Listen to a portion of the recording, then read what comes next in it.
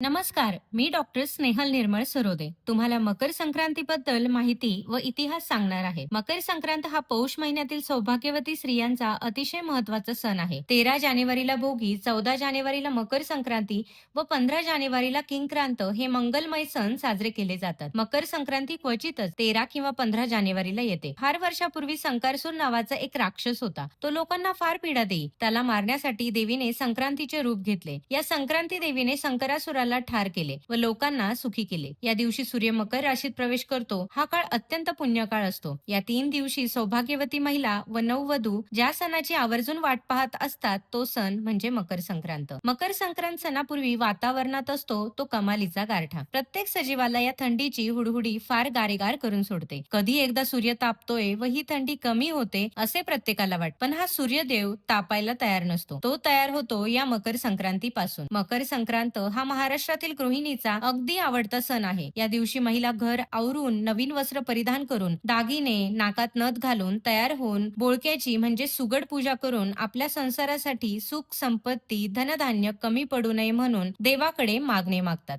पूजेसाठी 5 बोळकी, 2 पंती, नवा पांढरा दोरा, हळद कुंकू, नवीन कपडा, तिळगुळ, ऊस, गाजर, गव्हाच्या ओंब्या, मटार, हरभरे दाणे, बोर, ताम्हण अथवा स्टीलचे ताट, दिवा व अगरबत्ती घ्यावी. 5 बोळक्यांना दोरा बांधावा, त्यांना हळद कुंकू लावावे. त्यामध्ये उसाचे काप, तिळगुळ, गाजर, गव्हाच्या ओंब्या, मटार, हरभरे दाणे, बोर घालावे. वरती एक पंती ठेवावी. हे सर्व एका स्टीलच्या ताटात ठेवावे. वरतून एक नवीन कपडा घालून झाकून ठेवावे. समोर निरांजन अगरबत्ती लावावी. याचा अर्थ माझ्या संसारात धनधान्य, कपडा लत्ता कशाची कमतरता पडू नये व माझ्या सुखी संसाराला कुणाची नजर लागू नये. संक्रांतीला तिळाचे फार महत्व आहे. या दिवशी महाराष्ट्रात तीळ व गुळ वापरून पदार्थ बनवण्याची प्रथा आहे. तिळाची चटणी, तिळाची वडी, तिळाचे लाडू, तिळगुळाची पोळी यांचा नैवेद्य बनवतात. घरासमोर सडा घालून रांगोळी काढली जाते. मकर संक्रांतीला नवीन लग्न झालेल्या मुलीला माहेरकडून काळी चंद्रकळा, हळद कुंकूची कोयरी अथवा करंडात देऊन तिळगुळ वापरून दागिने बनवून तिला परिधान करायला देतात. जावई बापूंना चांदीची वाटी तिळगुळ घालून द्यायची प्रथा महाराष्ट्रात आहे.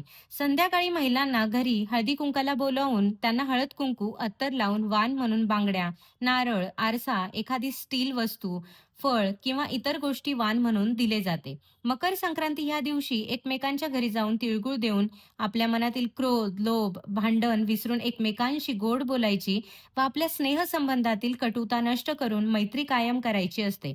म्हणून या दिवशी म्हणतात, तिळगुळ घ्या, गोड गोड बोला. संक्रांतीच्या दिवशी लहान मुलांचे बोरन्हाण करायची महाराष्ट्रात पद्धत आहे. या दिवशी लहान मुलांना हलव्याचे दागिने घालून, मलमलचे कपडे घालून संध्याकाळी लहान मुलांना घरी बोलावण्याची पद्धत आहे. तेव्हा एका भांड्यामध्ये चुरमुरे, तिळगुळ, बोर, चॉकलेट मिक्स करून आपल्या बाळाच्या डोक्यावर त्याचा अभिषेक करतात. हा लहान मुलांचा सोहळा अगदी नेत्रदीपक असतो. संक्रांतीच्या दुसऱ्या दिवशी किंक्रांत असते. या दिवशी कोणतेही शुभ कार्य करत नाही. तर ही माहिती तुम्हाला कशी वाटली ते कमेंट करून सांगा व लाईक आणि सबस्क्राईब करायला विसरू नका. धन्यवाद.